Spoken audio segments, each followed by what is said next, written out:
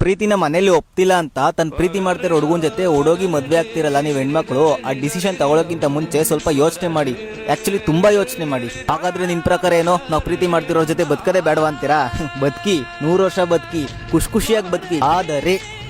ಆದರೆ ಆ ವ್ಯಕ್ತಿ ನಿಮ್ನ ಮನ್ಸಾರೆ ಪ್ರೀತಿ ಮಾಡ್ತಿರ್ತಾನ, ನಿಮ್ ಜೊತೆ ಜೀವನ ಪೂರ್ತಿ ಬದುಕಬೇಕು ಅಂತ ಪ್ರೀತಿ ಮಾಡ್ತಿರ್ತಾನ, ಅದನ್ನ ತಿಳ್ಕೊಂಡು ಬದುಕಿ.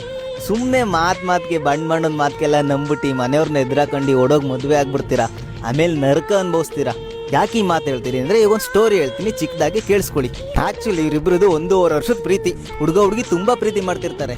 ತುಂಬಾ ಪ್ರೀತಿ ಮಾಡ್ತಿರ್ತಾರೆ.